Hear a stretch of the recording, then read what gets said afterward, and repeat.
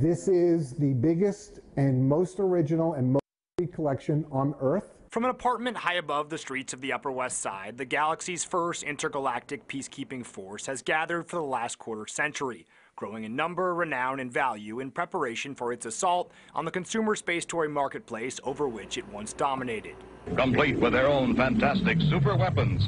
In 1968, Forms released 500,000 of a new line of toys it called the Outer Spacemen, just 70,000 of each of 7 characters: Alpha 7, Astronautilus, Commander Comet, Colossus Rex. That's kind of like the creature from the Black Lagoon. Electron, Orbitron, and Zodiac. They represented the best that their planets had to offer. Gary Schaefer, the man who reassembled this alien team, left a multi-decade career on Wall Street to do so after a chance encounter at the 1991 Atlantic City Antique Show.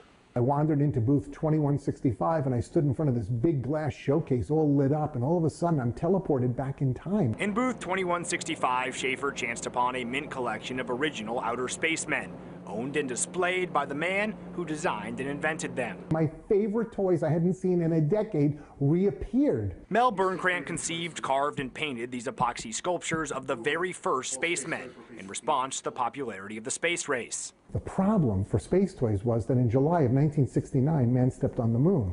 And when we got there, you know what we realized? There's nothing there.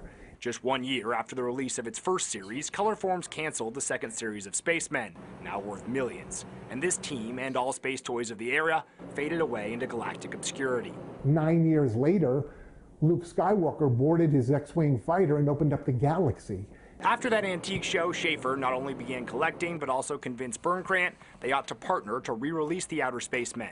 And in 2010, after a decade spent acquiring the necessary patents, trademarks, and copyrights, Colossus Rex and the rest of these alien peacekeepers returned.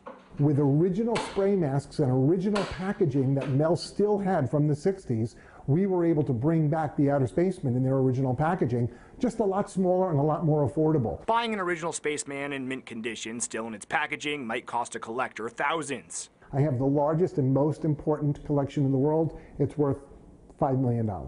Every year, Schaefer now sells 10,000 of his smaller, less bendy remakes for between $20 and $100 each. There's a romance to it. There's a familiarity to it. The grandson of a chemist who invented vulcanized rubber and the first rubber dolls, Schaefer says he grew his database of new Spacemen customers from 200 baby boomers mildly familiar with the toy to 250,000 people all around the world rabid for his new releases. The Spacemen turn 50 next year. And to mark that milestone, Schaefer's asking for their own Hollywood blockbuster and all of the merchandising, notoriety, and other capitalistic boons a film brings with it. Never before has 6 aliens representing the best their planets have to offer come together to form an intergalactic space peacekeeping team and guard against evildoers throughout the galaxy. On the Upper West Side, I'm Matt King, Fox 5 News.